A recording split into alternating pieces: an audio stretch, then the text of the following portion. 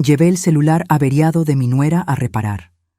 Pero el técnico que lo arregló me llamó aparte y me susurró: cancele las tarjetas, cambie las contraseñas y huya inmediatamente.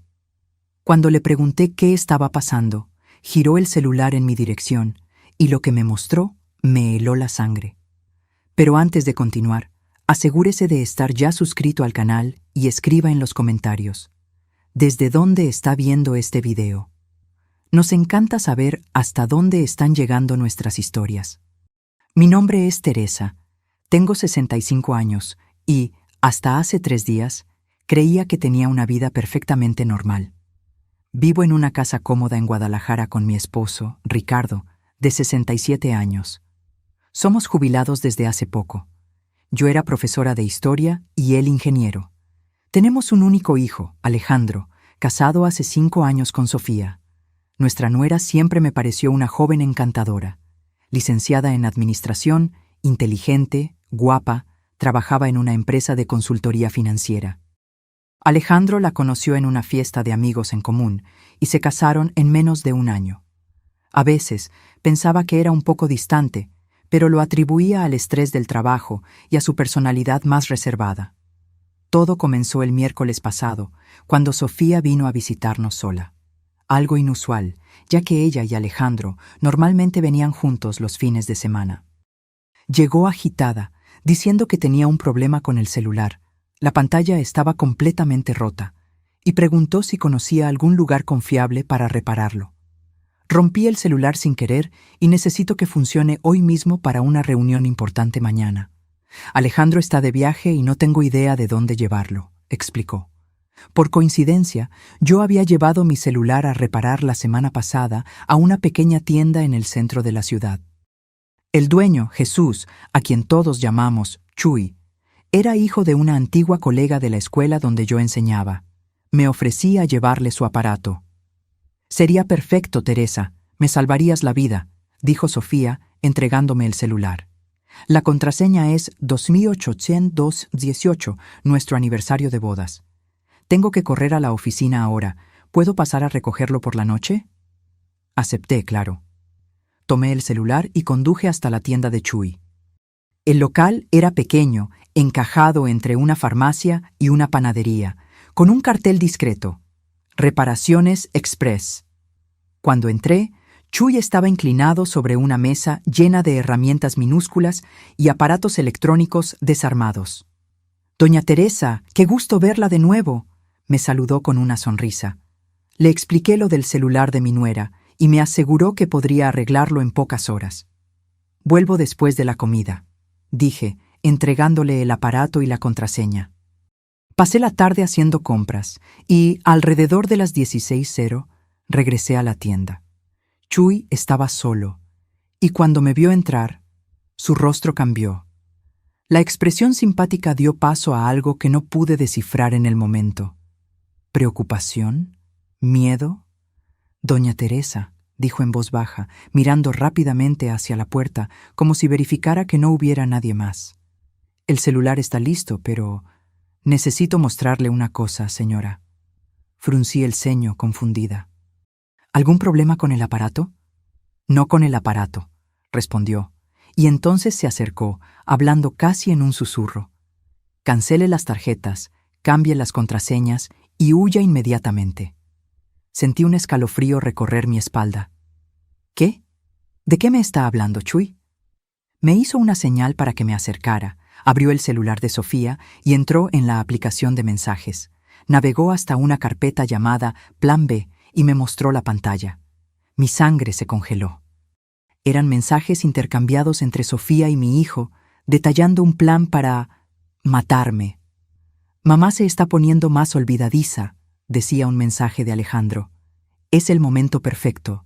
El doctor ya está documentando sus lapsos de memoria a petición mía. Nadie va a cuestionar cuando suceda». La respuesta de Sofía me revolvió el estómago. «El seguro de vida de ella y de tu padre vale casi 2 millones. Con la venta de la casa después, tendremos suficiente para empezar de cero, lejos de Guadalajara». Sentí que mis piernas flaqueaban y tuve que apoyarme en el mostrador. «Esto Esto no puede ser verdad, murmuré, más para mí misma que para Chuy. Doña Teresa, juro que no quería meterme.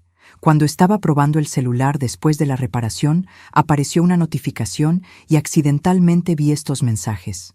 No pude ignorarlo.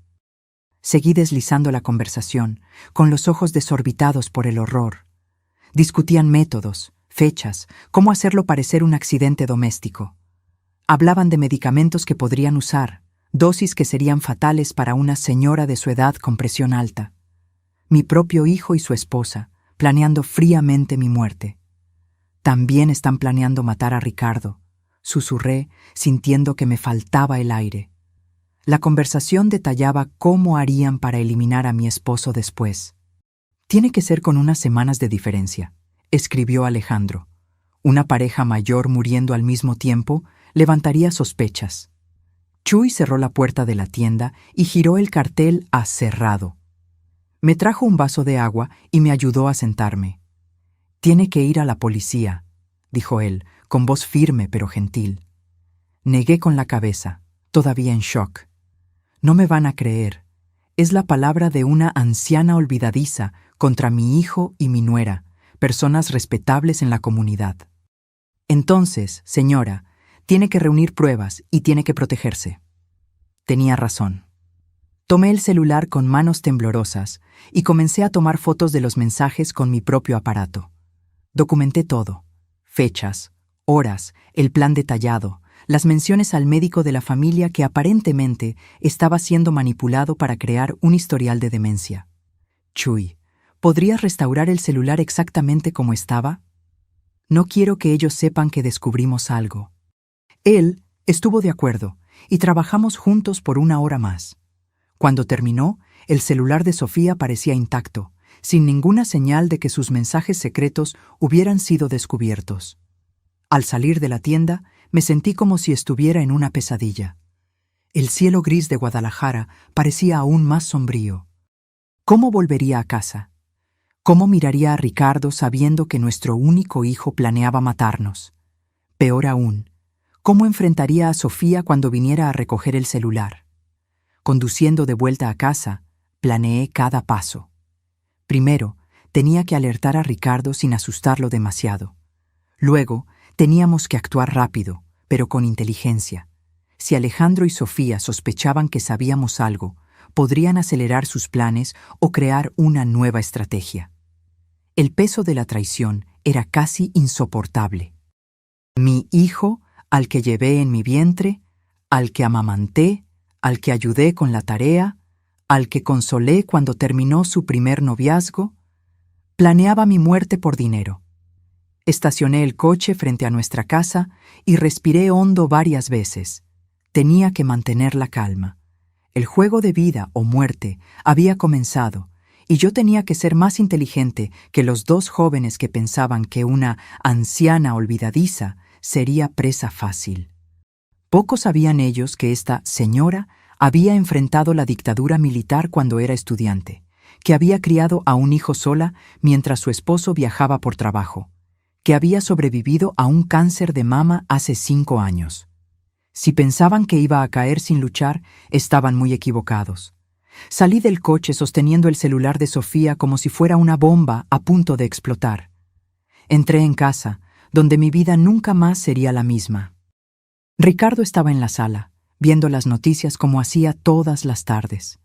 Su rostro familiar, con el cabello gris y las gafas de lectura en la punta de la nariz, me dio un instante de normalidad en medio del caos que se había instalado en mi vida. ¿Pudiste resolver lo del celular de Sofía?, preguntó distraídamente, sin quitar los ojos de la televisión. Tragué saliva. Sí, está arreglado. Tenía que contárselo, pero no sabía cómo empezar. ¿Cómo le dices a tu esposo de 40 años que tu único hijo los quiere muertos a los 2? Ricardo, le llamé, mi voz más firme de lo que esperaba. Necesito mostrarte algo. Es grave. Algo en mi tono debió alarmarlo, porque inmediatamente apagó la televisión y me miró con atención. ¿Qué pasó, Teresa? Me senté a su lado y le mostré las fotos que había tomado de los mensajes. Observé su rostro mientras leía. La confusión inicial, seguida por la incredulidad, luego el horror y finalmente un dolor tan profundo que pensé que se derrumbaría allí mismo. No, susurró él con la voz ahogada. Debe haber algún error. Alejandro, jamás. Yo tampoco quería creerlo, respondí, sosteniendo sus manos temblorosas. Pero son ellos, Ricardo. Es el número de Alejandro, es la forma en que escribe, y Sofía respondiendo desde su celular, que está aquí conmigo. Ricardo cerró los ojos, respiró hondo varias veces. Cuando los abrió de nuevo, vi algo que rara vez presenciaba: determinación absoluta. ¿Qué vamos a hacer?, preguntó. Le expliqué mi plan inicial: documentar todo, verificar nuestras cuentas bancarias, cambiar contraseñas, cancelar tarjetas compartidas, investigar qué médico estaría involucrado en esto. Teníamos que actuar como si nada hubiera cambiado, mientras secretamente reuníamos pruebas suficientes para confrontarlos, o, si era necesario, llevarlo todo a la policía. Sofía vendrá a recoger el celular esta noche, avisé. Tenemos que actuar con normalidad. ¿Cómo? La voz de Ricardo falló. ¿Cómo voy a mirarla sabiendo que... De la misma forma que he enseñado a adolescentes a fingir interés en historia medieval por 30 años, intenté bromear, pero la sonrisa salió débil. Un paso a la vez, Ricardo. Nuestra vida depende de esto. Pasamos la siguiente hora revisando cuentas bancarias en línea. Descubrimos algo perturbador. Pequeñas sumas habían sido transferidas regularmente de nuestra cuenta conjunta a una cuenta desconocida en los últimos 3 meses. Valores lo suficientemente bajos como para no levantar sospechas. 200 pesos aquí, 300 pesos allá, pero que sumaban casi 10,000 pesos. Alejandro tiene acceso a nuestras cuentas, murmuró Ricardo. Le dimos un poder el año pasado, ¿recuerdas? Por si algo nos pasaba. La ironía era amarga. Confiamos tanto en él que prácticamente le entregamos las herramientas para nuestra propia destrucción.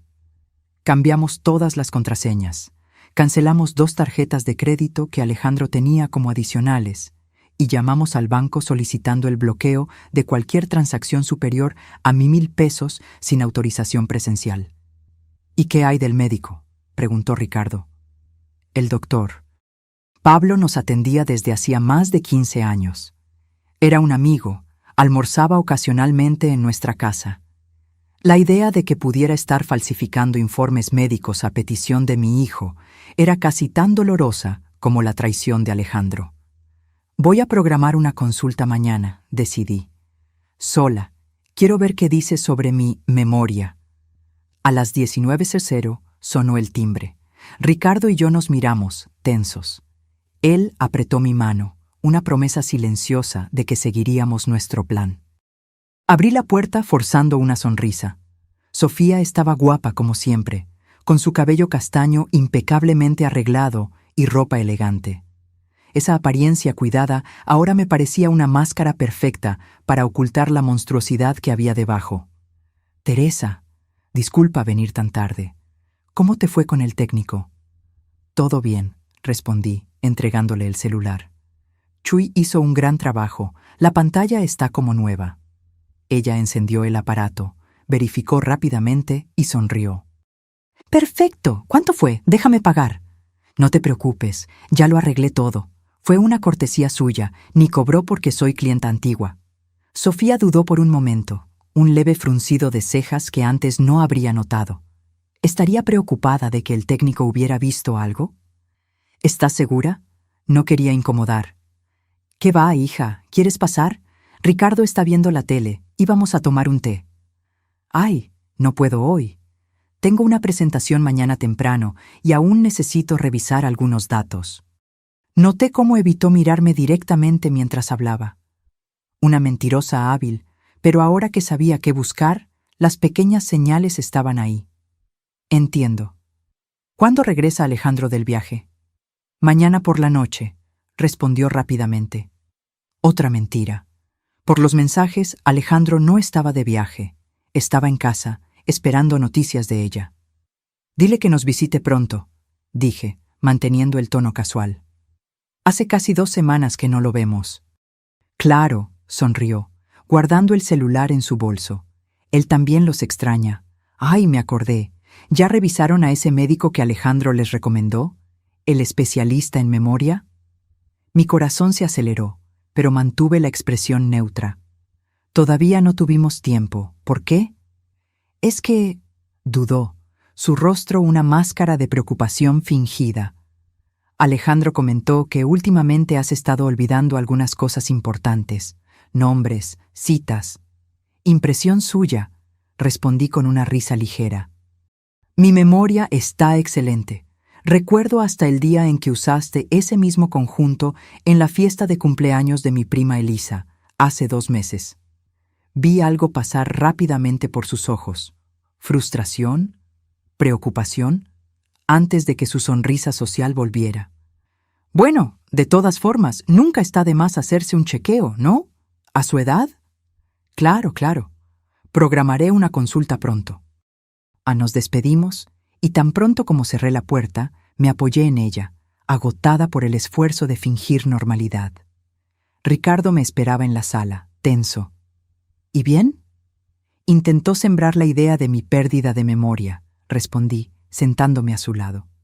Están construyendo el escenario para cuando suceda. ¿Qué hacemos ahora? Actuar, respondí, una determinación creciendo dentro de mí. Mañana temprano voy al doctor Pablo. Después quiero verificar nuestro seguro de vida. Necesitamos saber exactamente qué alteró a Alejandro. Y luego, vamos a armar nuestra propia trampa. Esa noche apenas pude dormir. Cada ruido de la casa parecía una amenaza. Me levanté 3 veces para verificar si las puertas estaban cerradas. En una de esas veces encontré a Ricardo en la cocina, bebiendo agua, con la misma mirada atormentada que yo debía tener. Estoy pensando en Alejandro de niño, dijo en voz baja. ¿Recuerdas cómo le tenía miedo a la oscuridad? ¿Cómo corría a nuestra cama durante las tormentas? ¿Qué le pasó a ese niño, Teresa? No tenía respuesta. ¿Cómo nuestro hijo amoroso se había transformado en ese extraño calculador, capaz de planear fríamente nuestra muerte? Lo vamos a descubrir, prometí, abrazándolo. Y vamos a sobrevivir a esto. A la mañana siguiente, llamé al consultorio del doctor Pablo alegando una emergencia. Conseguí una consulta para las 10:00. Antes de salir, verificamos de nuevo todas nuestras cuentas en línea y descubrimos algo aún más perturbador. Había un nuevo seguro de vida a mi nombre, contratado hacía 3 meses, del cual yo no tenía conocimiento. ¿Cómo es posible?, pregunté, horrorizada. Ricardo navegó por los documentos digitalizados. Mira la firma, es la tuya. Me acerqué a la pantalla, incrédula. La firma realmente se parecía a la mía, pero yo nunca había firmado ese documento. Falsificaron mi firma, murmuré. Y hay más, mira el valor, 1.5 millones, y el único beneficiario es... Alejandro, completó Ricardo, su voz quebrada. La realidad de la situación finalmente me golpeó con toda su fuerza. No era solo un plan vago, ya habían dado pasos concretos. Documentos fueron falsificados, dinero estaba siendo desviado, un médico posiblemente estaba involucrado. Y ahora, un seguro de vida que yo desconocía completamente, listo para ser cobrado después de mi muerte accidental. Salí de casa sintiendo el peso del mundo sobre mis hombros. La consulta con el doctor Pablo sería crucial. Yo necesitaba descubrir hasta qué punto estaba involucrado en esa conspiración. El consultorio estaba tranquilo a esa hora de la mañana. La recepcionista, que me conocía desde hace años, sonrió al verme. «Doña Teresa, qué gusto verla. El doctor ya va a atenderla». Menos de 10 minutos después, me llamaron. El doctor Pablo, un hombre de mediana edad con cabello gris y expresión generalmente amigable, parecía ligeramente incómodo cuando entré. «Teresa, qué sorpresa. Alejandro me llamó ayer. Dijo que andabas renuente a hacerte exámenes». Mantuve mi expresión neutra mientras me sentaba. «¿En serio? Qué raro que diga eso. De hecho, doctor, vine porque estoy preocupada por mi memoria». El médico asintió, como si confirmara algo que ya sabía. «Sí, Alejandro mencionó algunos episodios preocupantes. Olvidos, confusión. Curioso, respondí con calma, porque no recuerdo haber tenido ningún problema así. El doctor Pablo dudó por un momento. Bueno, Teresa, a veces el paciente no percibe sus propios lapsos. Es común en cuadros iniciales de demencia. Y usted ya tiene un diagnóstico, por lo visto. Parecía cada vez más incómodo. No, claro que no. Pero Alejandro me mostró algunos videos. Usted confundiendo fechas, olvidando nombres de personas cercanas. ¿Videos?, pregunté, genuinamente sorprendida. ¿Puedo verlos? No me dejó copias, pero... Doctor Pablo, interrumpí, inclinándome hacia adelante. Soy su paciente desde hace 15 años. Usted me conoce. ¿De verdad cree que tengo demencia o solo está creyendo lo que dice mi hijo? El silencio que siguió fue revelador. Finalmente, suspiró. Teresa, Alejandro vino a verme varias veces en los últimos meses, muy preocupado. Dijo que usted y Ricardo estaban perdiendo la capacidad de cuidarse a sí mismos, que necesitaban supervisión. Me pidió que documentara cualquier señal de declive cognitivo. Y usted accedió. Tuvo la decencia de parecer avergonzado. Solo anoté lo que él relató. No diagnostiqué nada sin exámenes. Lo miré fijamente, dejando que el silencio se extendiera hasta volverse incómodo. Doctor Pablo, mi hijo está planeando matarme, a mí y a Ricardo. El shock en su rostro parecía genuino. ¿Qué? Teresa, esa es una acusación muy seria. Tengo pruebas, y ahora entiendo por qué necesitaba su involucramiento, aunque fuera indirecto. Un historial médico documentando declive cognitivo haría mi muerte mucho menos sospechosa. El doctor Pablo palideció visiblemente. Sus manos, normalmente firmes, temblaban ligeramente mientras se ajustaba las gafas. Teresa, yo jamás participaría en algo así. Creí que Alejandro estaba genuinamente preocupado por usted. Saqué mi celular del bolso y le mostré algunas de las fotos que había tomado de los mensajes. Mientras leía, su rostro pasaba de la incredulidad al horror. Dios mío, murmuró finalmente. No tenía idea. Quiero ver mi historial médico, exigí. Ahora. Dudó solo un momento antes de acceder a su computadora y abrir mi historial médico. Giró la pantalla para que yo pudiera leer. Allí estaba, documentado en lenguaje clínico impersonal. Paciente presenta signos de declive cognitivo según lo relatado por el hijo.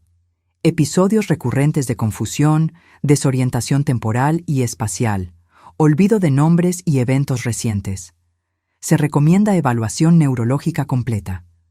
Esto es mentira, dije con voz firme. Y usted lo sabe. Teresa, solo registré lo que Alejandro relató. No confirmé ni diagnostiqué nada. Pero creó un registro que podría ser usado en mi contra. Un registro médico oficial sugiriendo que estoy perdiendo mis facultades mentales. Perfecto para cuando muriera accidentalmente, ¿no cree? El médico parecía verdaderamente perturbado. ¿Qué quiere que haga? Primero, imprima este historial para mí, con su firma. Luego, quiero que haga un nuevo registro, con fecha de hoy, afirmando que me evaluó personalmente y no encontró ninguna señal de compromiso cognitivo. Accedió de inmediato, claramente afectado por la situación. Y doctor, añadí mientras tecleaba, si algo nos pasa a Ricardo o a mí, este historial y nuestra conversación de hoy serán las primeras cosas que verá la policía. Salí del consultorio con los documentos en mano, una prueba concreta de la conspiración en nuestra contra. El doctor Pablo había sido manipulado por Alejandro, pero su complicidad, aunque fuera por ingenuidad, casi nos costaría la vida. Conduje al banco a continuación.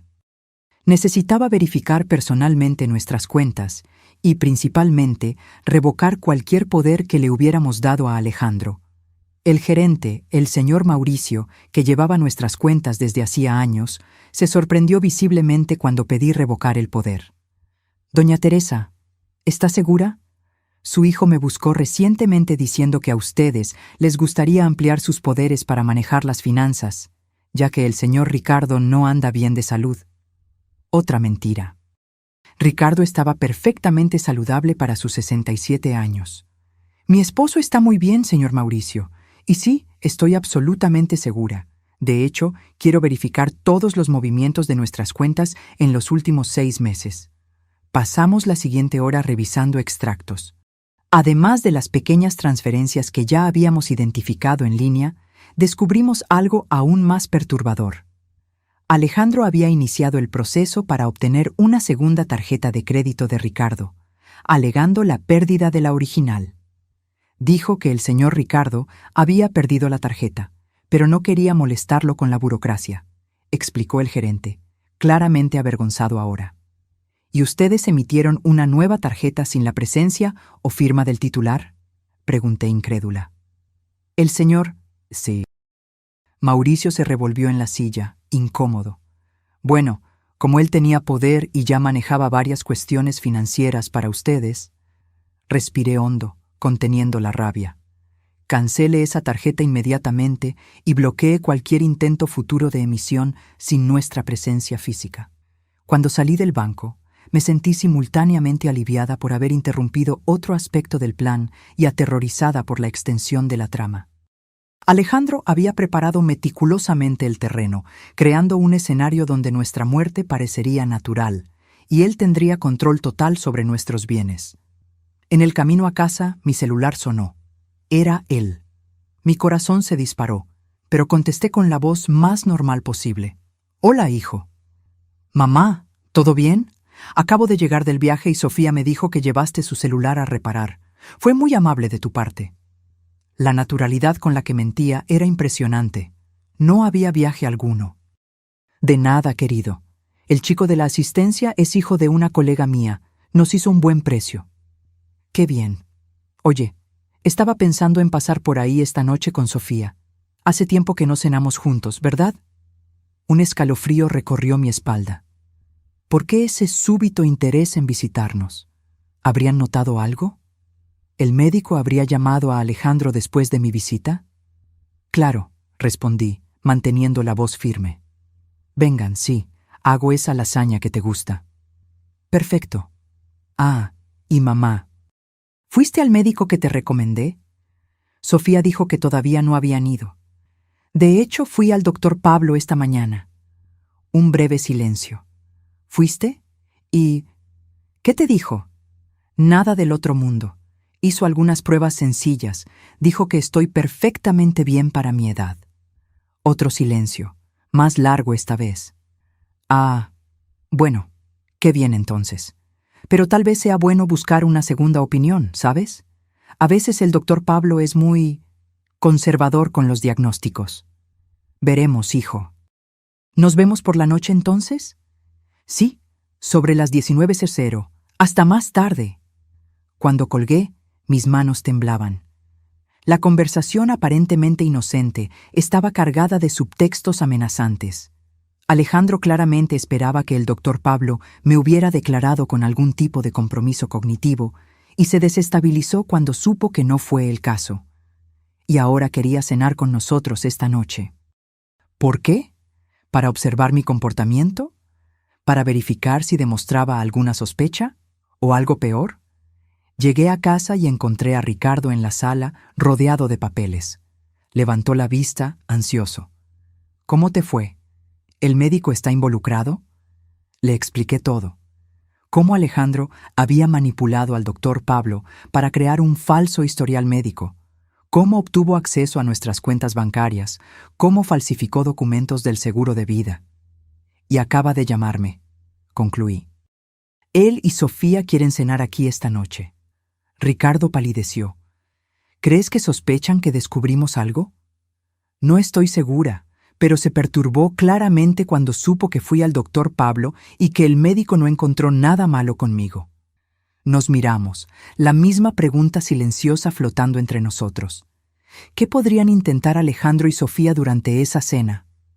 «No podemos comer ni beber nada que traigan», dijo Ricardo finalmente. «Y uno de nosotros debe estar siempre atento, observando lo que hacen». Estuve de acuerdo. «Necesitamos grabar esa cena de alguna forma. Si dicen algo incriminatorio...» Ricardo asintió y fue a buscar su antigua grabadora digital, que usaba para registrar reuniones cuando aún trabajaba. Probamos el aparato, verificando si aún funcionaba y dónde podríamos esconderlo en el comedor. Pasé la tarde preparando la lasaña que prometí, aunque la idea de sentarme a la mesa con 2 personas que planeaban matarnos me hacía sentir físicamente mal. Cada vez que pensaba en los mensajes, en la frialdad calculadora con la que nuestro propio hijo discutía nuestra muerte, sentía un dolor que ninguna palabra podría describir. ¿Cómo llegamos a este punto?, le pregunté a Ricardo mientras preparábamos la mesa para la cena. ¿En qué nos equivocamos con él? Ricardo negó con la cabeza, sus ojos mostrando el mismo dolor que yo sentía. No lo sé, Teresa. Pensé que conocíamos a nuestro hijo. A las 19:00 en punto, sonó el timbre. Ricardo y yo intercambiamos una última mirada de confirmación. La grabadora estaba escondida debajo de la mesa, funcionando. Nuestra estrategia era simple: actuar con naturalidad, observar cada movimiento suyo y, si era posible, provocar algún desliz que pudiéramos documentar. Abrí la puerta con una sonrisa ensayada. Alejandro y Sofía estaban allí. Él sosteniendo una botella de vino tinto y ella, una caja de bombones que sabían que eran mis favoritos. «¡Mamá!», exclamó Alejandro, abrazándome con entusiasmo. El contacto físico, que antes me daba confort, ahora me daba escalofríos. ¿Cómo podía abrazarme sabiendo que planeaba matarme? «¡Qué ganas de verte!», continuó, entregándome la botella. «Trajimos un vino especial para hoy». «Ah, gracias, querido», respondí, analizando discretamente la etiqueta. Era una cosecha cara, una que normalmente me impresionaría. Ahora solo me hacía preguntar si estaría adulterada. Ricardo los recibió en la sala, su sonrisa tan forzada como la mía. Les ofrecí agua, café o jugo. Cualquier cosa menos el vino que trajeron. «Todavía no, mamá», dijo Alejandro, sentándose cómodamente en el sofá. «Vamos a guardar el vino para acompañar la cena». Hablamos de trivialidades por casi media hora. El trabajo de ellos, el clima, noticias locales. La surrealista normalidad de la situación me daba náuseas. Observé cómo Alejandro ocasionalmente intercambiaba miradas con Sofía, cómo ella estaba atenta a cada movimiento mío, cómo él dirigía preguntas aparentemente inocentes sobre mi rutina, mis medicamentos, mis dificultades recientes. «Entonces, mamá», dijo finalmente, inclinándose hacia adelante, «¿cómo fue exactamente la consulta con el doctor? ¿Pablo hoy hizo exámenes? ¿Pidió alguna prueba específica?» Mantuve mi expresión neutra. «Fue una consulta normal. No vio nada preocupante». «Extraño», murmuró Alejandro frunciendo el ceño. «Me había dicho que sospechaba algo más serio. ¿Quizás Alzheimer inicial?»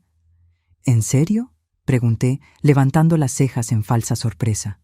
«¿Cuándo te dijo eso?» Alejandro se dio cuenta del desliz. «Ah, la semana pasada, cuando lo llamé para hablar sobre esos episodios que noté». «¿Qué episodios serían esos, hijo? No recuerdo haber tenido ningún problema». Una sonrisa condescendiente apareció en su rostro. «¿Ves? Es exactamente eso lo que nos preocupa. No te acuerdas. La semana pasada olvidaste el nombre de doña Iracema, nuestra vecina de hace 20 años. Luego dejaste la estufa encendida por horas. Nada de eso había sucedido. Eran mentiras fabricadas para construir la narrativa de mi supuesta demencia». «Curioso», respondí con calma. «Hablé con doña Iracema ayer mismo, llamándola por su nombre, y no uso la estufa desde hace días. He preferido el microondas últimamente». La sonrisa de Alejandro vaciló por un instante. «¿Cenamos?», intervino Ricardo levantándose. «La lasaña de Teresa huele de maravilla». En la mesa el teatro continuó. Serví la lasaña mientras Ricardo discretamente intercambiaba las copas de vino. Habíamos acordado, tomaríamos el vino que trajeron, fingiríamos servirnos, pero en realidad beberíamos de otra botella que dejamos previamente abierta en la cocina. «Un brindis», propuso Alejandro, levantando su copa, «por la familia y la salud». Levantamos nuestras copas y fingimos beber. Observé atentamente cuando Alejandro y Sofía tomaron sus propios tragos. Bebían con normalidad, sin dudar. Tal vez el vino no estaba adulterado después de todo. Teresa, dijo Sofía, poniendo su copa en la mesa. Alejandro y yo hemos estado conversando. Nos preocupa que vivan solos en esta casa tan grande. Es verdad, agregó Alejandro, especialmente considerando estos episodios recientes. Pensamos que tal vez sería mejor que se mudaran a un lugar más pequeño, más fácil de mantener. O tal vez podríamos venir a vivir aquí con ustedes por un tiempo. Sentí a Ricardo tensarse a mi lado. Era eso. Querían mudarse a nuestra casa, estar más cerca para ejecutar el plan. Qué amables de su parte, respondí, manteniendo la voz firme. Pero estamos perfectamente bien, ¿verdad, Ricardo? Absolutamente, estuvo de acuerdo él. De hecho, hasta estamos pensando en viajar pronto, tal vez una temporada en la costa, en Cancún. Vi a Alejandro y Sofía intercambiar una mirada rápida. ¿Viaje? ¿Ahora?, cuestionó Alejandro. No creo que sea una buena idea, papá. ¿Y los médicos de mamá? ¿Y tus exámenes de rutina? Todo excelente, respondí por Ricardo. Podemos viajar tranquilamente. Sofía sonrió, pero sus ojos permanecieron fríos. ¿Necesitan ayuda para planear ese viaje? ¿Puedo buscar hoteles, paquetes? No será necesario, corté. Ya nos ocupamos de todo. La cena transcurrió con esa tensión subyacente. En cada pregunta aparentemente inocente, reconocía la verdadera intención detrás. Estaban evaluando nuestro estado mental, tratando de establecer control, buscando maneras de acercarse físicamente a nosotros. Cuando serví el postre, un flan que hice con cuidado frente a Ricardo, Alejandro retomó el asunto. Estuve hablando con un abogado, dijo casualmente, sobre poderes más amplios. Saben cómo es para emergencias. ¿Qué tipo de emergencias?, preguntó Ricardo, con la voz controlada. Bueno, si uno de ustedes necesita ser hospitalizado o si... Ya sabes, las cosas empeoran con la memoria de mamá. El abogado sugirió un poder pleno que me daría autoridad para tomar decisiones médicas y financieras por ustedes. Miré a mi hijo, estudiando su rostro. Ese mismo rostro que besé de bebé, que consolé de niño, que fotografié orgullosa en su graduación. ¿Cómo se había transformado en la máscara de un extraño calculador? No será necesario, hijo, dije finalmente. Ya actualizamos todos nuestros documentos recientemente. Incluso hicimos algunos cambios en nuestro testamento y en los beneficiarios de los seguros. La expresión de Alejandro se congeló por un instante. ¿Cambios? ¿Qué tipo de cambios? Nada del otro mundo. Solo asegurando que todo esté en orden en caso de que algo nos pase. Sofía puso la mano sobre el brazo de Alejandro como si lo contuviera. Siempre es bueno revisar esos documentos, dijo ella suavemente. ¿Consultaron a un abogado? El doctor. Mauricio, el que tú recomendaste, mintió Ricardo con naturalidad impresionante. Fue muy útil. No existía ningún doctor Mauricio, pero la mentira alcanzó su objetivo. Ambos parecieron momentáneamente desestabilizados. A las 22:00, Alejandro miró el reloj y anunció que tenían que irse. Mañana trabajo temprano, justificó. Pero yo sabía el verdadero motivo. Necesitaban recalcular sus planes. Después de muchos abrazos falsos y promesas vacías de visitarnos más a menudo, finalmente se fueron. Tan pronto como se cerró la puerta, Ricardo y yo nos desplomamos en el sofá, agotados físicamente por el esfuerzo de mantener las apariencias. «Están sospechando», susurró Ricardo. Se dieron cuenta de que algo cambió. Estuve de acuerdo, levantándome para tomar la grabadora. Rebobinamos la grabación, escuchando de nuevo toda la conversación. Las implicaciones eran claras. Alejandro y Sofía aún estaban decididos a seguir con el plan, pero nuestros movimientos recientes, la consulta médica, los cambios bancarios, la mención al testamento, los habían vuelto cautelosos. «Van a intentar algo pronto», dijo Ricardo. «No pueden esperar mucho más, ahora que empezamos a tomar medidas de protección. Necesitamos más pruebas concretas», dije. «La grabación ayuda, pero aún no es suficiente para la policía».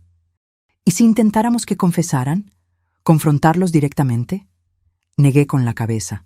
Demasiado arriesgado. Lo negarían todo y se volverían más vigilantes. Esa noche, verificamos todos los cerrojos 3 veces antes de acostarnos. Aún así, dormí con un teléfono al lado de la cama y una silla apoyada en la puerta del dormitorio. Precauciones que jamás imaginé necesitar tomar contra mi propio hijo. A la mañana siguiente, me desperté sobresaltada por el sonido de un coche estacionando. Corrí a la ventana y vi a Sofía saliendo de su camioneta negra, sola, a las 8:00 de la mañana de un día laborable, cuando debería estar en el trabajo. «Ricardo», llamé urgentemente, «Sofía está aquí». Él se levantó rápidamente, aún somnoliento. «¿Sola? ¿Dónde está Alejandro?» «No lo sé. Voy a abrir, pero quédate cerca». Bajé las escaleras, tratando de controlar el ritmo de mi respiración. ¿Por qué vendría Sofía tan temprano, sin avisar? ¿Qué quería? Abrí la puerta incluso antes de que tocara el timbre. Su rostro registró sorpresa por un momento, rápidamente sustituida por una sonrisa ensayada. «Teresa, disculpa venir tan temprano. Estaba de paso camino al trabajo y pensé en dejar estos documentos que Alejandro separó para ustedes». Sostenía un folder amarillo. «¿Qué documentos?», pregunté, sin intentar tomarlo. «Sobre ese poder que hablamos ayer. Y algunos artículos sobre tratamientos para Alzheimer inicial que pueden ayudar a retrasar el progreso de la enfermedad». Extendió el folder de nuevo. «Alejandro está realmente preocupado por ti». Miré el folder por un largo momento. Era una trampa. Tenía que serlo. Tal vez documentos ya preparados con mi firma falsificada, como el seguro de vida que descubrimos. «¿Por qué no pasas?», invité, manteniendo mi tono casual. «Podemos tomar un café y revisarlo juntas». Sofía dudó visiblemente. «De hecho, voy tarde al trabajo. Solo quería dejar esto para que lo leyeran con calma». «Insisto», dije, abriendo más la puerta. «Ricardo acaba de hacer café fresco. Solo tomará 5 minutos». A regañadientes entró. La conduje hasta la cocina, donde Ricardo ya estaba, aparentando tranquilidad mientras tomaba su café. «Sofía, qué agradable sorpresa», dijo él. «Trajo algunos documentos para que firmemos», expliqué, enfatizando la palabra firmemos. Ricardo entendió de inmediato. «Qué bien», respondió él. «Vamos a echar un vistazo». Sofía parecía cada vez más incómoda mientras Ricardo tomaba el folder y comenzaba a examinar los documentos. La observé atentamente, notando cómo sus ojos seguían cada movimiento de él, cómo sus dedos tamborileaban nerviosamente en la mesa. «Interesante», murmuró Ricardo después de unos minutos. «Este poder le daría a Alejandro control total sobre nuestras finanzas y decisiones médicas. Prácticamente nos volvería legalmente incapaces». «Es solo una precaución», justificó Sofía rápidamente. «Considerando la condición de Teresa». «¿Qué condición sería esa exactamente?», pregunté directamente. «Bueno, los lapsos de memoria, la confusión». Ella dudó, aparentemente dándose cuenta de que estaba en terreno peligroso. Alejandro notó varios episodios. «Curioso», comenté. «El doctor Pablo no encontró nada de eso ayer». «Los médicos pueden equivocarse», replicó, recuperando la compostura. «Por eso la importancia de una segunda opinión con un especialista». Ricardo puso los documentos de vuelta en el folder y lo empujó hacia Sofía. «Agradecemos la preocupación, pero no vamos a firmar esto. De hecho, ya iniciamos los procedimientos para revocar el poder limitado que le dimos a Alejandro el año pasado». El shock en su rostro fue genuino y momentáneo, rápidamente sustituido por una expresión de preocupación estudiada. «Pero, ¿por qué? Alejandro solo quiere ayudar». «Estamos seguros de que sí», respondí. «Pero preferimos mantener el control de nuestras propias vidas». Sofía se levantó abruptamente. «Tengo que irme. Estoy realmente atrasada». «Claro», dije, acompañándola hasta la puerta. «Dile a Alejandro que llamaremos más tarde para hablar sobre estos documentos». Tan pronto como ella se fue, Ricardo y yo nos miramos, la misma conclusión evidente para ambos. «Están acelerando el plan», susurró él. «Sí», asentí.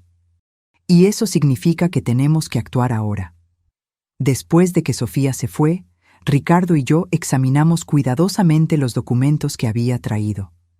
Como sospechábamos, el poder le daría a Alejandro poderes absolutos sobre nuestras finanzas, propiedades y decisiones médicas. También había un formulario de internación voluntaria para una clínica de reposo, en realidad una institución para adultos mayores con demencia severa, con espacios para nuestras firmas. Ya ni siquiera intentan disimular, murmuró Ricardo, sus dedos temblando mientras hojeaba los papeles. Prácticamente nos están pidiendo que firmemos nuestra propia sentencia de muerte. Eso es bueno, respondí, sorprendiéndolo. Cuanto más explícitos sean, más pruebas tendremos. Pasé la mañana fotografiando cada documento, creando copias digitales que envié al correo electrónico de Estela, mi amiga de mucho tiempo y la única persona fuera de nuestra casa en la que confiaba completamente. Le expliqué brevemente la situación y le pedí que guardara los archivos de forma segura, sin hablar con nadie sobre ello. ¿Qué hacemos ahora?, preguntó Ricardo cuando terminé. Necesitamos un plan. Claramente están avanzando. La visita sorpresa de Sofía, estos documentos, no podemos esperar más. Decidimos que era hora de buscar ayuda profesional. No la policía, aún no teníamos pruebas definitivas suficientes, sino un abogado que pudiera orientarnos sobre cómo proteger legalmente nuestros bienes y, más importante, nuestras vidas. Elegimos a una abogada que no conocíamos anteriormente y que no tenía ninguna conexión con Alejandro, la doctora Lucía Méndez, especialista en Derecho Familiar y Penal. Conseguimos programar una consulta para esa misma tarde.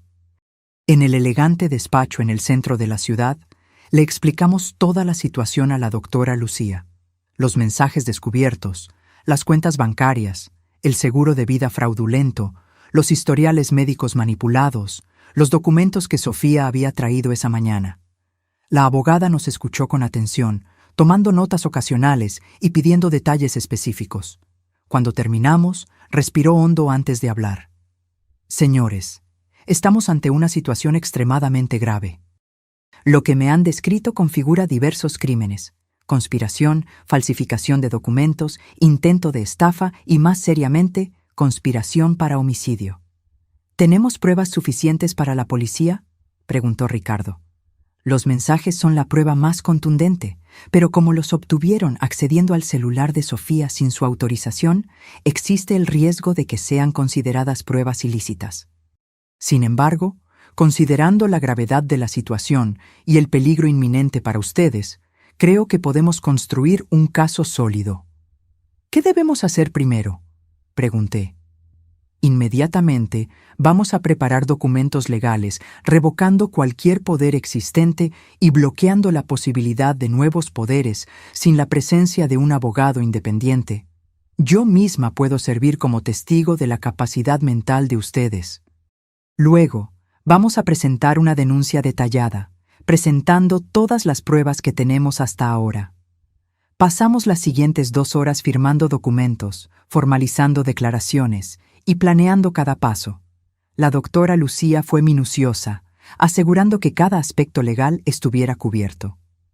Ahora, dijo finalmente, vamos a la cuestión más urgente, su seguridad física. Les sugiero enfáticamente que no vuelvan a casa hoy. Ricardo y yo intercambiamos miradas alarmadas.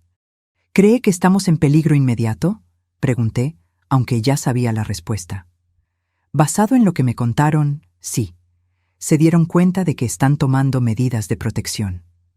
La visita sorpresa de Sofía esta mañana sugiere urgencia de su parte. Si yo fuera ustedes, pasaría unos días en un hotel, usando un nombre diferente, hasta que podamos obtener una orden de protección. Salimos del despacho de la abogada con un folder lleno de documentos y una sensación de urgencia. Fuimos directamente a la delegación de policía, donde presentamos una denuncia detallada. El comisario de turno, un hombre de mediana edad llamado Raúl Salas, escuchó nuestra historia con creciente preocupación. «Esto es extremadamente grave», comentó después de examinar las pruebas. «Voy a asignar un investigador al caso de inmediato y a solicitar vigilancia discreta para su residencia». Cuando mencionamos que la abogada había sugerido no volver a casa, el comisario estuvo de acuerdo enfáticamente. De hecho, sería más seguro que se queden en otro lugar por ahora. Pero antes, me gustaría enviar un equipo para instalar cámaras discretas en su casa. Con su consentimiento, claro. Si intentan entrar o hacer algo, tendremos pruebas concretas. Estuvimos de acuerdo con el plan. Volveríamos brevemente a casa, solo para recoger algunas pertenencias esenciales, mientras los policías instalaban equipos de vigilancia en puntos estratégicos. Luego, iríamos a un hotel en el centro de la ciudad, lejos de nuestro barrio, usando nombres falsos según lo sugerido. Durante el camino de vuelta, Ricardo permaneció en silencio, mirando por la ventana del taxi. Cuando estábamos casi llegando, finalmente habló. Nunca imaginé que llegaría el día en que le tendría miedo a mi propio hijo. Apreté su mano. No había palabras que pudieran aliviar ese dolor. Nuestra casa, vista desde fuera, parecía extrañamente normal. Las mismas ventanas, el mismo jardín que cultivábamos desde hacía años, el mismo buzón que Alejandro había pintado de adolescente. Era difícil creer que ese lugar que representaba seguridad y familia se había convertido en el escenario de una conspiración contra nuestras vidas. Los policías de Paisano llegaron discretamente, en un coche común. Entraron por la puerta trasera y trabajaron rápidamente, instalando pequeñas cámaras en lugares estratégicos, sala de estar, cocina, pasillos, entradas. Explicaron que las imágenes serían transmitidas directamente a la delegación y monitoreadas 24 horas al día. Mientras tanto, Ricardo y yo recogimos lo esencial: ropa para unos días, medicamentos, documentos importantes. Evité mirar las fotografías familiares en la pared, los objetos que contaban la historia de nuestra vida juntos. Cada recuerdo ahora estaba contaminado por la traición. «Estamos listos», anunció el policía responsable de la instalación. Las cámaras son prácticamente invisibles a simple vista, pero capturan todo con alta definición. Si alguien entra, lo sabremos. Nos entregó una pequeña tarjeta con un número de teléfono. Esta es una línea directa para nuestro equipo. Cualquier emergencia, llamen inmediatamente. Cuando estábamos a punto de salir, mi celular sonó. Era Alejandro. Miré al policía, que asintió, indicando que debía contestar con normalidad. «¿Hola?», respondí, tratando de sonar natural.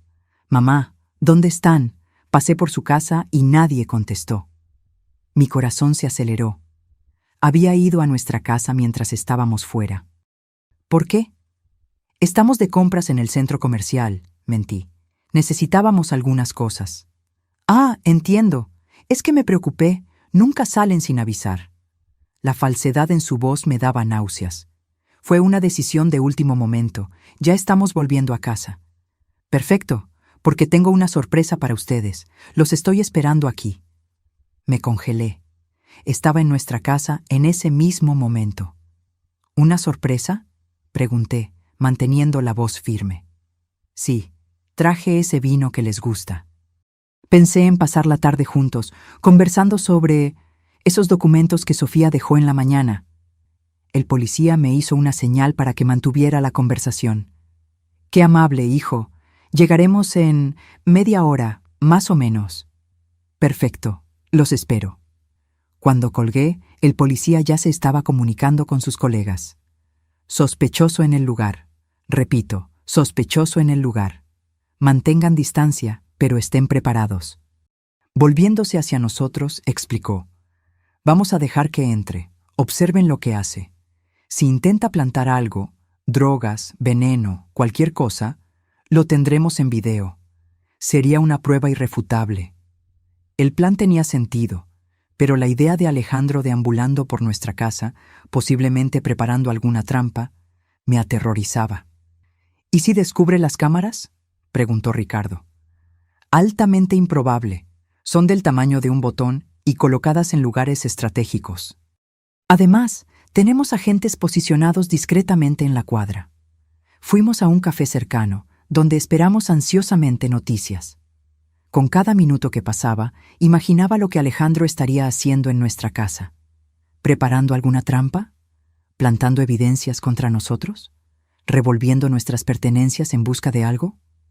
Después de 40 minutos que parecieron una eternidad, el policía recibió una llamada. Escuchó atentamente, haciendo gestos afirmativos con la cabeza. «Salió», informó al colgar. «Y tenemos algo interesante en las grabaciones». Volvimos rápidamente a la delegación, donde nos llevaron a una sala con varios monitores. El comisario Salas ya estaba allí, viendo la grabación de las cámaras instaladas en nuestra casa. «Señores Pérez», nos saludó gravemente. «Creo que deberían ver esto».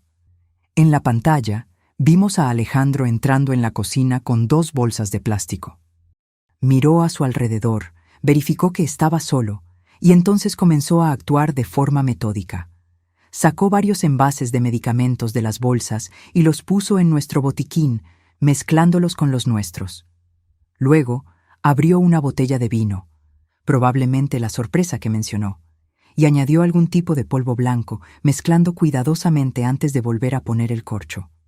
Finalmente, sacó de su bolsillo un pequeño dispositivo electrónico que no reconocimos y lo instaló discretamente debajo de la mesa de la cocina. Probablemente un micrófono o cámara. «Dios mío», murmuré, con las manos cubriendo mi boca.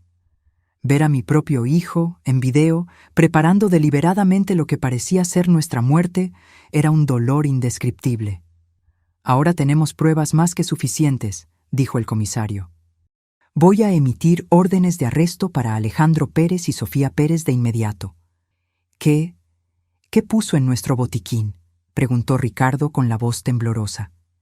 «Necesitamos analizarlo, pero por la apariencia son medicamentos controlados, posiblemente en dosis elevadas. La sustancia que añadió al vino también será analizada, pero apostaría por algún tipo de sedante potente». El comisario puso la mano en mi hombro.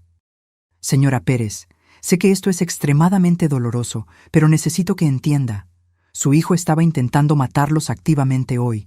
Si hubieran vuelto a casa y tomado ese vino». No pude contener las lágrimas. La realidad de la situación finalmente me golpeó con toda su fuerza. No eran solo mensajes de texto o documentos sospechosos. Era mi hijo, en nuestra cocina, envenenando deliberadamente bebidas y medicamentos que sabía que usaríamos. «¿Qué pasa ahora?», preguntó Ricardo, abrazándome mientras yo lloraba. «Los vamos a arrestar hoy mismo», respondió el comisario. «Con estas evidencias no hay posibilidad de libertad provisional. Están seguros ahora, pero aún recomiendo que permanezcan en el hotel por unos días, hasta que resolvamos todo». Mientras salíamos de la delegación, tratando de procesar todo lo que había sucedido, una oficial de policía se acercó apresuradamente.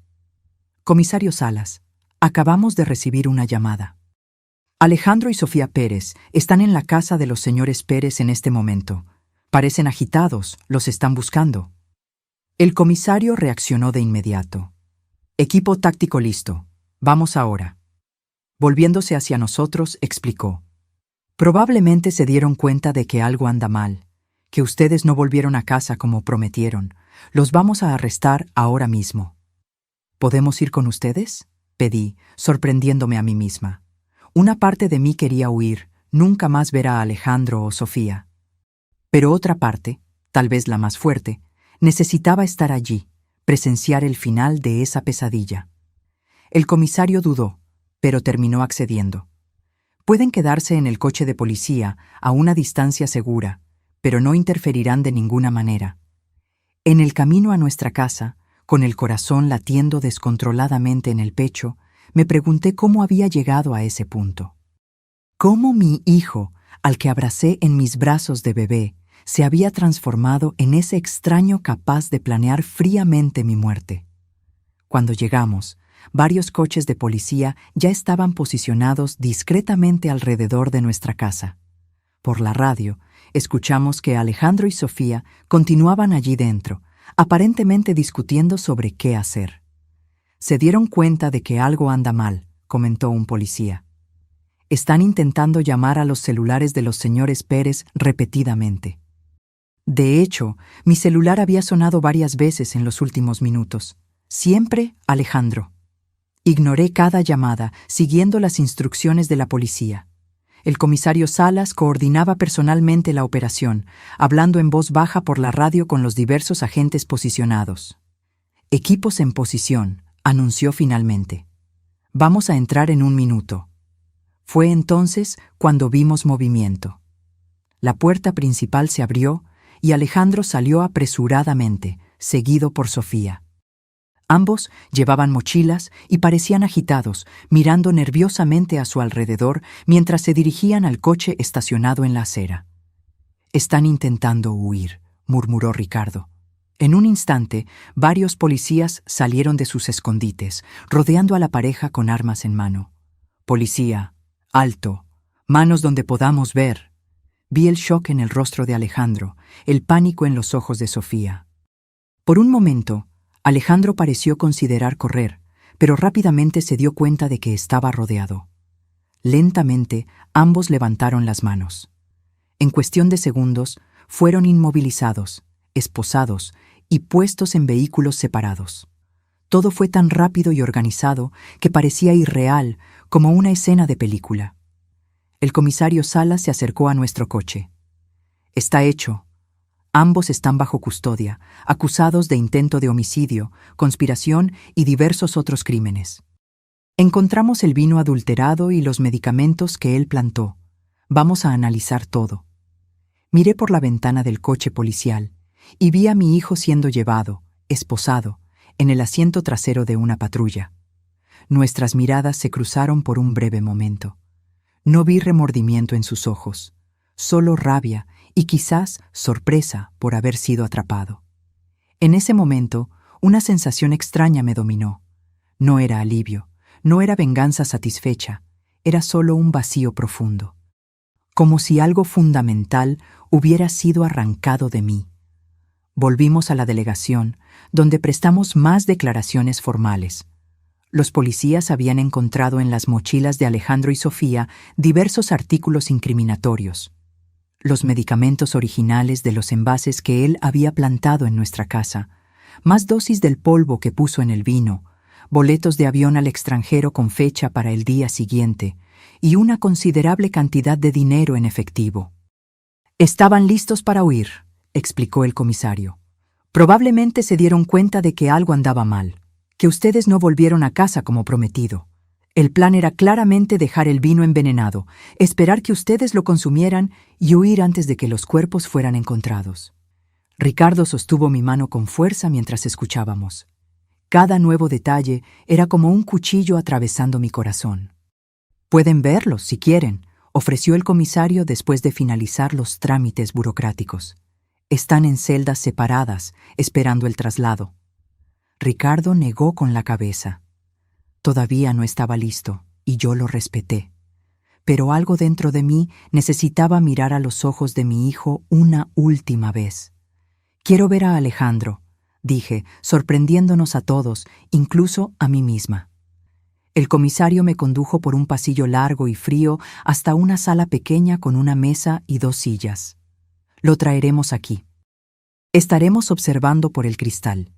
Y si siente cualquier incomodidad, solo tiene que levantar la mano, y lo interrumpimos de inmediato». Asentí, sentándome con la espalda recta y las manos cruzadas sobre la mesa para disimular su temblor. Unos minutos después, la puerta se abrió y Alejandro entró, esposado y escoltado por un policía. Su rostro estaba pálido, los ojos rojos, el cabello despeinado. Parecía haber envejecido 10 años en pocas horas. El policía lo hizo sentarse frente a mí y salió, permaneciendo justo afuera de la puerta. Por casi 1 minuto, permanecimos en silencio, solo mirándonos. Alejandro fue el primero en hablar. «Me tendieron una trampa», dijo él, con la voz baja y amarga. «Todo esto es un gran malentendido». «No me mientas», respondí con calma. «No ahora. Se acabó, Alejandro». Desvió la mirada, su mandíbula tensa. «¿Qué quieres que diga?» «Quiero saber por qué. ¿Por qué tu propio padre y yo? ¿Qué hicimos para merecer esto?» Alejandro soltó una risa sin humor. «Ustedes no lo entenderían. Intenta explicarme. Tengo todo el tiempo del mundo ahora». Me miró fijamente de nuevo. algo frío y calculador en sus ojos que nunca había notado antes. Dinero, mamá. Siempre fue por dinero. Ustedes tienen tanto, la casa, las jubilaciones, las inversiones, los seguros. ¿Y qué hacen con todo eso? Nada. Viviendo sus viditas mediocres, ahorrando cada centavo como si fueran a vivir para siempre. Sentí el golpe de sus palabras, pero mantuve la compostura. ¿Y eso justifica matarnos? Fue idea de Sofía, al principio, admitió él, como si eso lo absolviera de alguna forma. Ella trabaja en finanzas, se dio cuenta de cuánto valían ustedes, y estaba cansada de esperar. ¿Por qué esperar décadas por una herencia, decía, cuando podemos empezar nuestra verdadera vida ahora? ¿Y tú estuviste de acuerdo? ¿Así? ¿Tan fácilmente? Se encogió de hombros. No fue de inmediato, pero ella me convenció de que sería mejor para todos. Ustedes ya estaban viejos, eventualmente empezarían a tener problemas de salud, sufrirían. Sería un favor, de hecho. La frialdad con la que hablaba me helaba la sangre. Este no era el hijo que yo conocía, o pensaba conocer. Un favor, repetí lentamente. Envenenar a tus propios padres sería un favor. No sería doloroso, respondió como si eso importara. Simplemente se dormirían y no despertarían, sin sufrimiento. Como el vino que preparaste hoy. Alejandro se quedó en silencio por un momento. ¿Cómo se enteraron? Fueron los mensajes en el celular de Sofía, ¿verdad?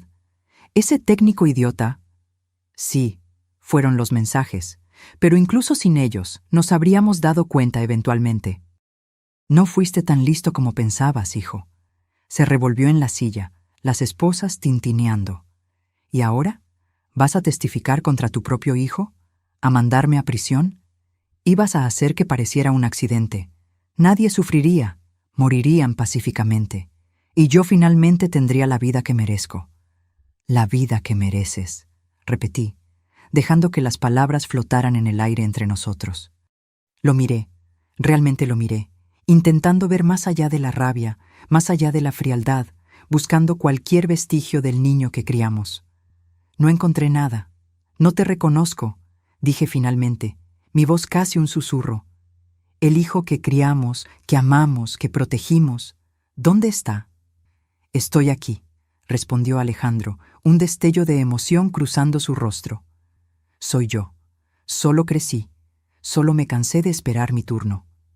Me levanté lentamente. Tendrás un buen abogado. Pagaremos por eso. Es el último acto como tus padres. Pero no esperes nada más de nosotros, Alejandro. Lo que hiciste no tiene vuelta atrás.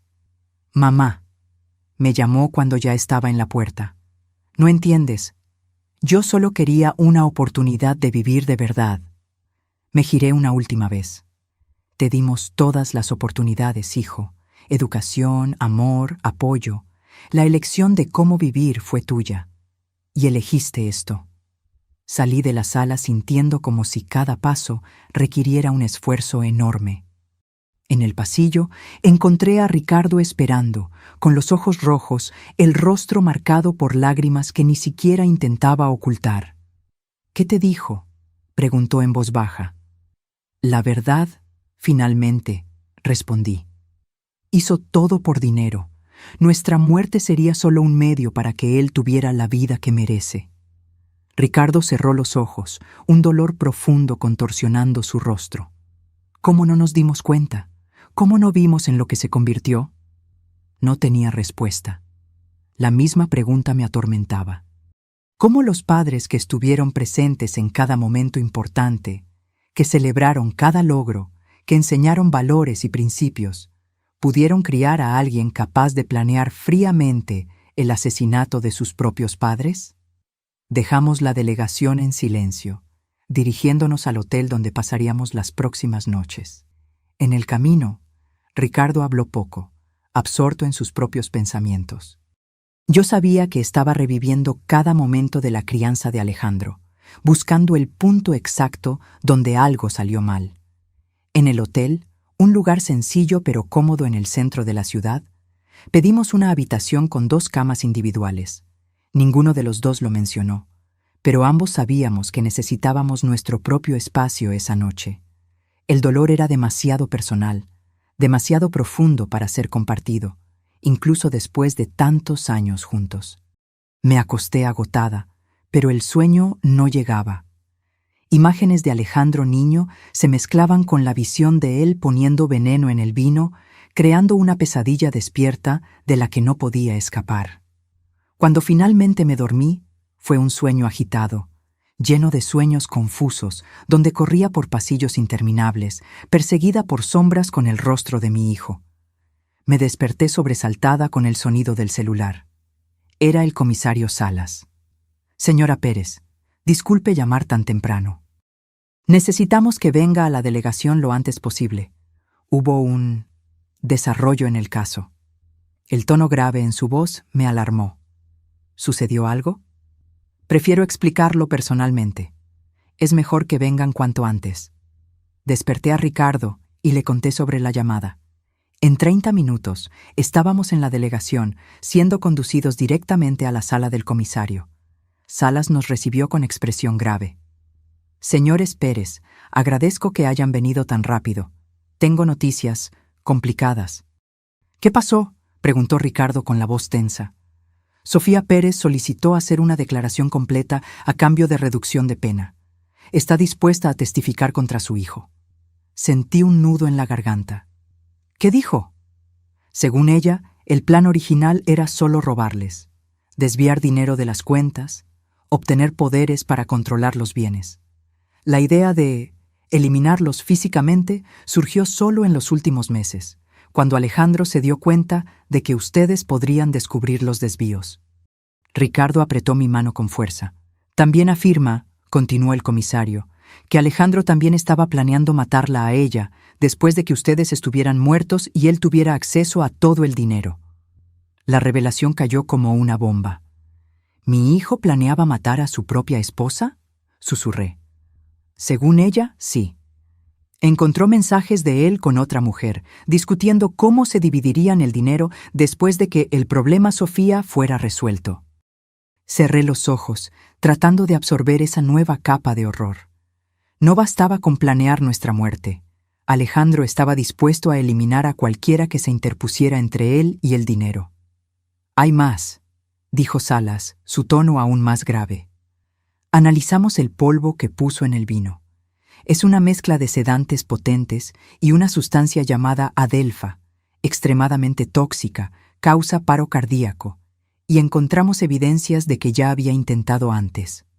¿Cómo es eso?, preguntó Ricardo. Muestras de su cabello, señora Pérez, revelaron rastros de la misma sustancia, probablemente administrada en pequeñas dosis para simular problemas de salud naturales. Eso explicaría los lapsos de memoria que él alegaba que usted tenía. No eran lapsos, eran síntomas de envenenamiento gradual. La sala pareció girar a mi alrededor. Agarré el borde de la mesa para estabilizarme, mientras la cruel realidad me golpeaba. Mi hijo ya había comenzado a envenenarme, lenta, metódicamente. ¿Por cuánto tiempo?, logré preguntar. Es difícil precisar, pero, por lo que indican las muestras, al menos 3 meses. 3 meses. Repasé mentalmente las pequeñas señales que había ignorado. Dolores de cabeza más frecuentes, momentos de mareo, noches de insomnio. Lo atribuí todo al estrés, a la edad, nunca imaginando que estaba siendo lentamente envenenada por mi propio hijo. ¿Y el señor Ricardo?, preguntó el comisario, volviéndose hacia mi esposo. Me siento bien, respondió él confundido. Aún así, recomendamos exámenes toxicológicos. Si la señora fue blanco, es posible que él también haya comenzado a actuar contra usted. Dejamos la delegación aún más afectados que antes. La idea de que Alejandro no solo planeaba matarnos, sino que ya había iniciado el proceso, era insoportable.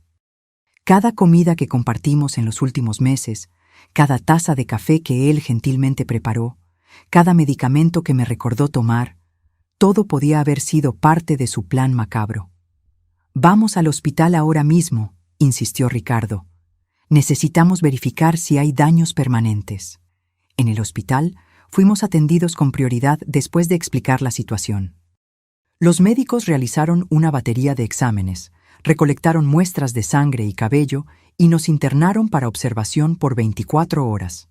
Los resultados, cuando llegaron, confirmaron las sospechas.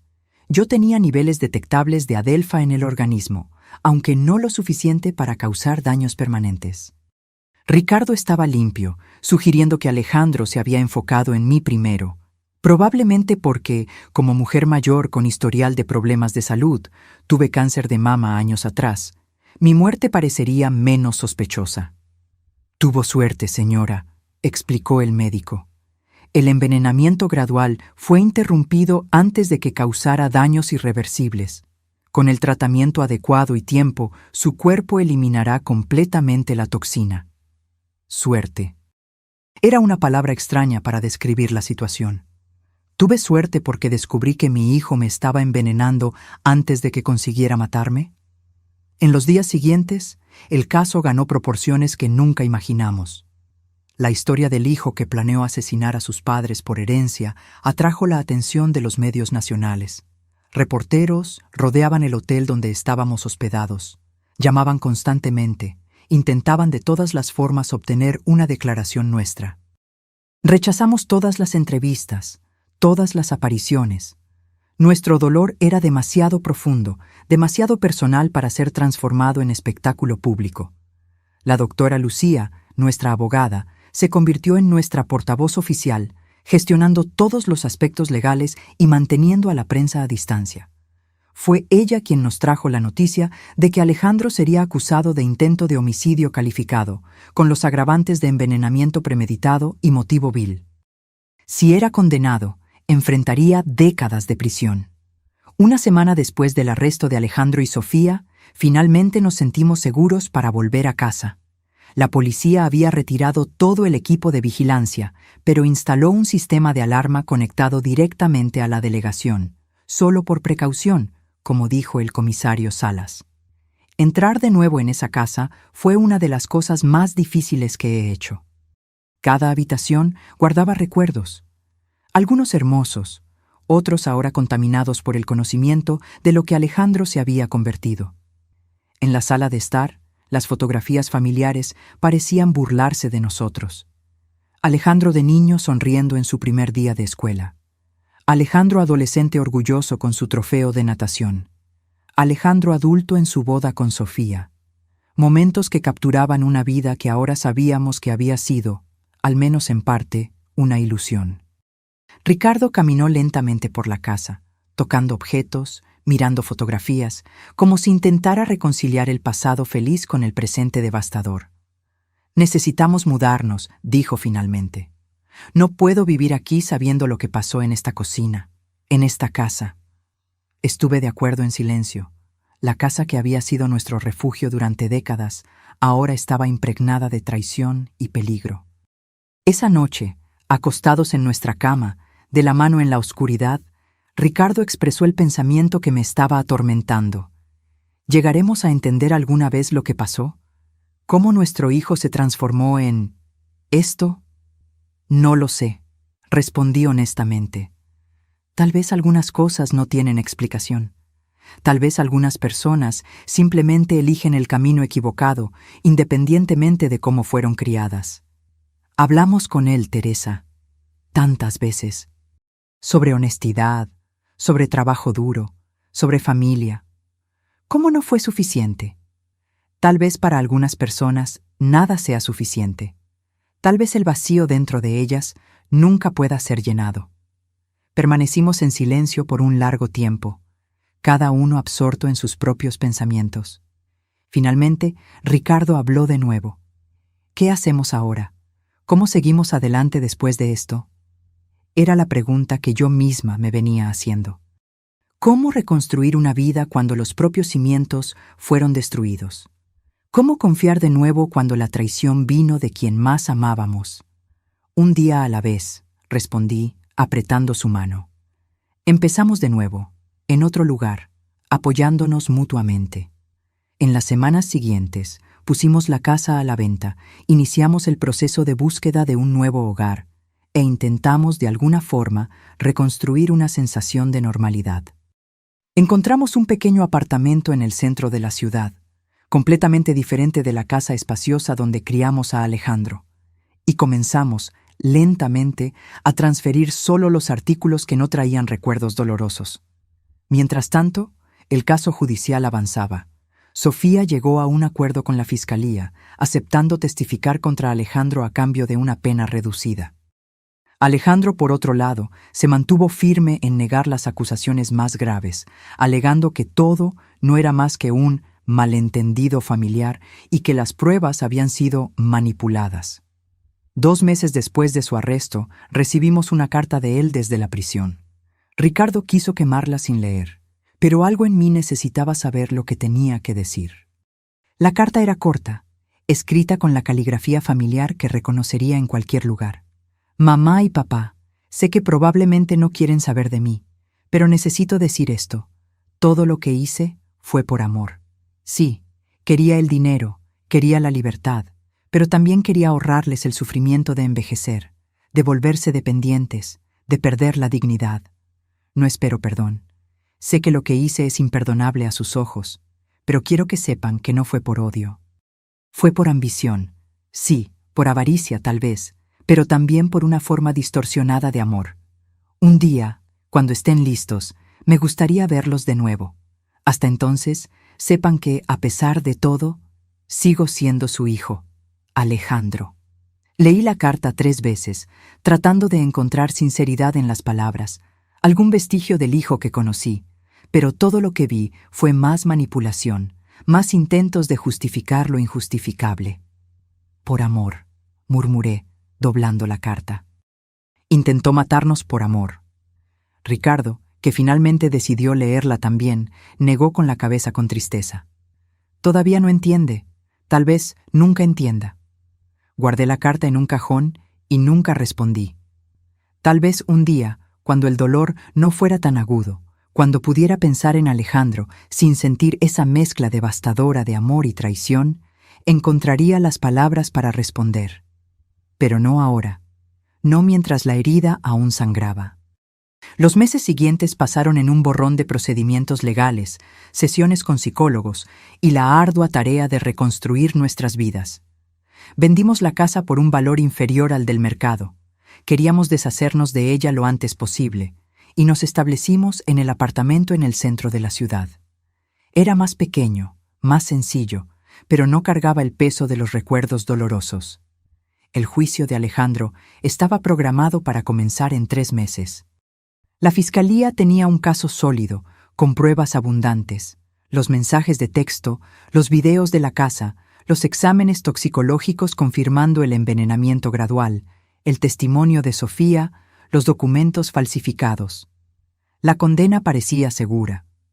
Aún así, la idea de testificar contra mi propio hijo me aterrorizaba. ¿Cómo me sentaría en ese tribunal y le contaría al mundo cómo había planeado metódicamente nuestra muerte? ¿Cómo lo miraría a los ojos mientras sellaba su destino? Ricardo y yo discutimos esto exhaustivamente con nuestra terapeuta, la doctora Marta, a quien empezamos a visitar semanalmente después de toda la tragedia. Ustedes no son responsables de sus elecciones, nos recordaba constantemente. Testificar no es una traición, es simplemente contar la verdad. Pero él es nuestro hijo, argumentaba Ricardo. A pesar de todo, sigue siendo nuestro hijo. Sí, es su hijo, y también es un hombre adulto que tomó decisiones terribles. Ambas realidades pueden coexistir. Una tarde, mientras organizaba algunas cajas que aún no habíamos desempacado en el nuevo apartamento, encontré un álbum de fotografías antiguo. Me senté en el suelo y comencé a hojearlo lentamente. Eran fotos de Alejandro de bebé, luego de niño, de adolescente, siempre sonriendo, siempre rodeado por nuestro amor. En una foto específica, tenía unos 5 años y sostenía orgulloso un dibujo que había hecho. 3 figuras de palo representando a nuestra familia, con un sol sonriente encima. Para la mejor mamá del mundo, decía el dibujo en letras infantiles torcidas. Las lágrimas vinieron incontrolables. ¿Dónde estaba ese niño ahora? ¿En qué momento esa criatura amorosa se transformó en alguien capaz de planear la muerte de sus propios padres? Ricardo me encontró así, llorando sobre el álbum abierto. Sin decir una palabra, se sentó a mi lado y me abrazó. Nos quedamos allí, ambos llorando por la pérdida del hijo que amábamos, no por su muerte física, sino por la muerte de lo que creíamos que era. La semana siguiente, recibimos una visita inesperada. Estela, mi amiga de la biblioteca que me había ayudado a documentar las pruebas contra Alejandro, trajo consigo un folder con recortes de periódicos antiguos. Teresa, Ricardo, comenzó excitante. Encontré algo que necesitan ver. Los recortes eran de un pequeño periódico de una ciudad en el sur del país, con fecha de 5 años atrás. Los titulares gritaban: adulto mayor muere en circunstancias misteriosas. Sobrina hereda fortuna tras muerte de tío. Policía investiga muerte sospechosa, pero archiva caso por falta de pruebas. ¿Qué es esto?, pregunté confundida. Mira la foto. Estela señaló la imagen de una joven siendo entrevistada. Era Sofía, algunos años más joven, pero inconfundiblemente ella. Antes de llamarse Sofía Silva y mudarse a Guadalajara, era conocida como Carolina Santos, en este pequeño pueblo. Y el hombre que murió misteriosamente era su tío, que la crió después de la muerte de sus padres. Ricardo tomó los recortes, leyendo rápidamente. Ella heredó todo. La policía sospechó de envenenamiento, pero no pudo obtener pruebas concluyentes. Exactamente, confirmó Estela. ¿Y sabes cuál era la sustancia sospechosa? Adelfa, respondí, sintiendo un escalofrío recorrer mi espalda. Estela asintió gravemente.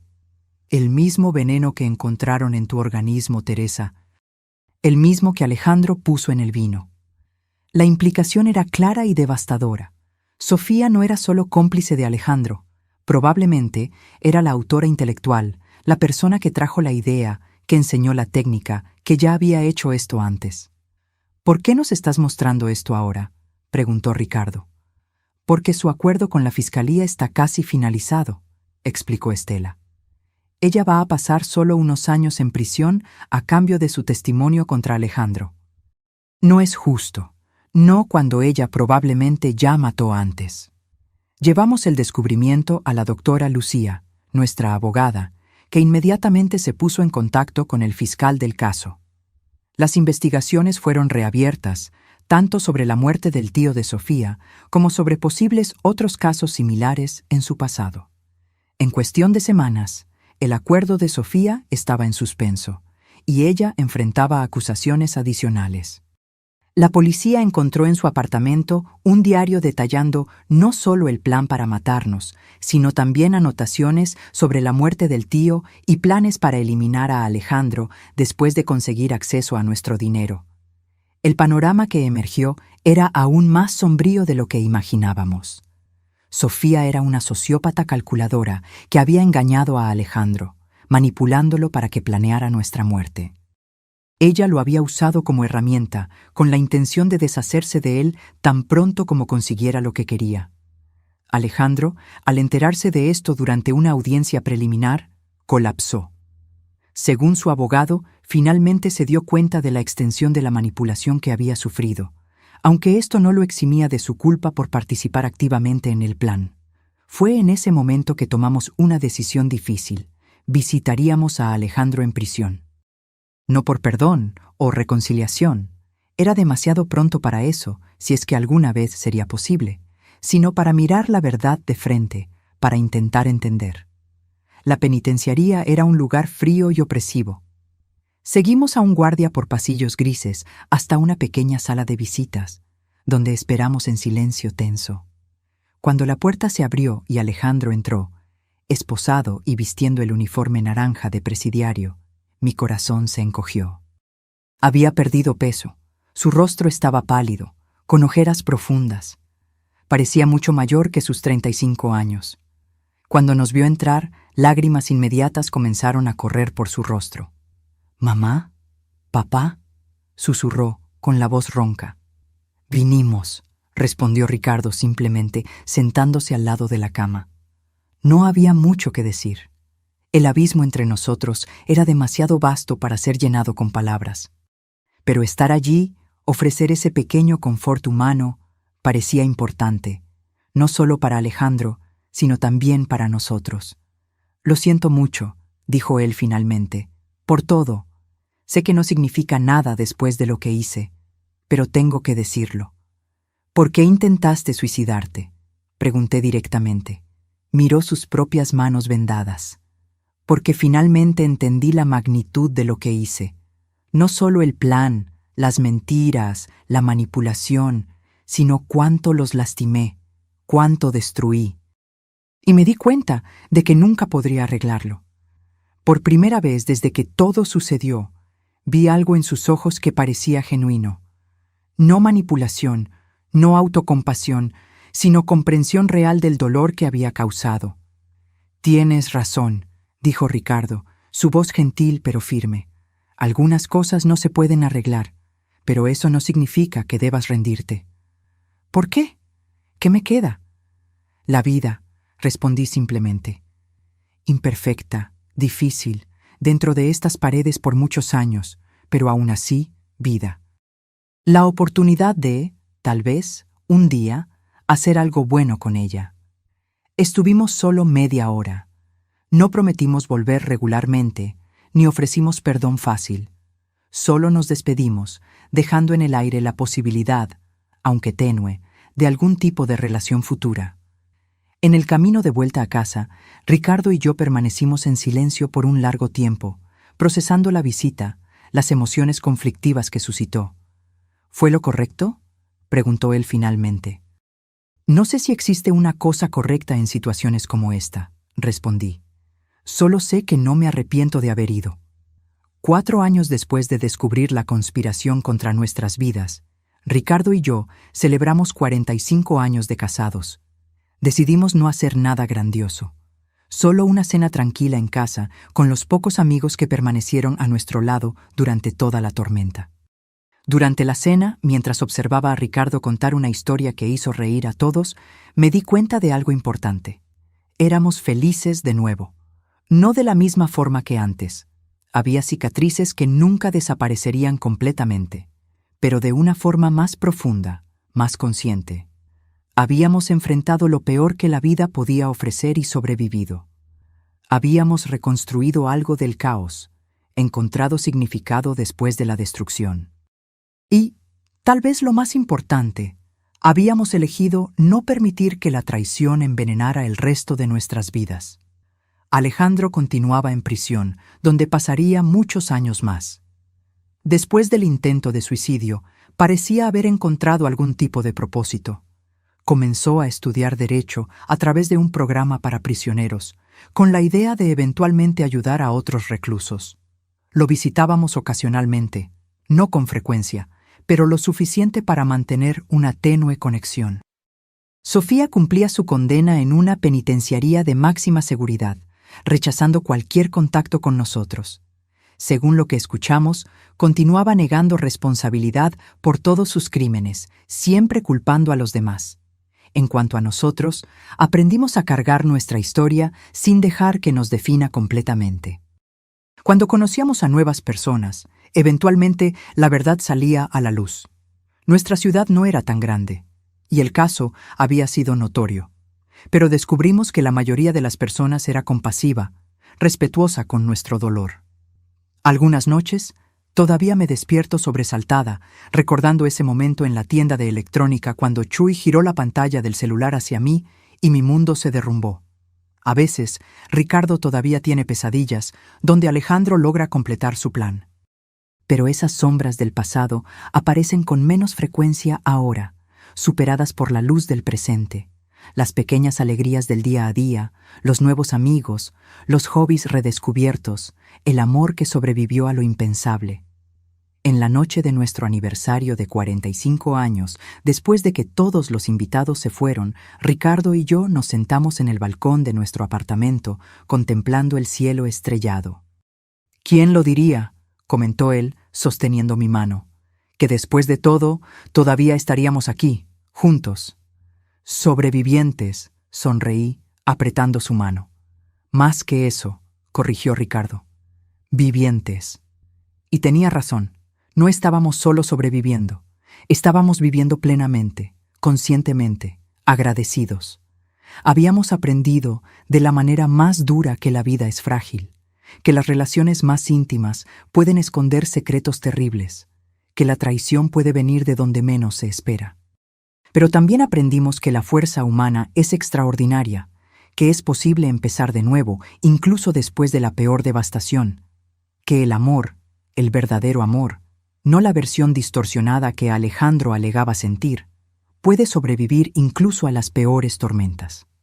5 años después de esa tarde fatídica en la tienda de electrónica, miro hacia atrás y veo no solo la tragedia, sino también el crecimiento que vino después. No elegí este camino, no pedí este dolor, pero acepté el desafío de reconstruir, de encontrar significado, de seguir amando a pesar de todo. Y tal vez esa sea la mayor victoria. No permitir que el odio, la amargura o el miedo definan el resto de mi vida.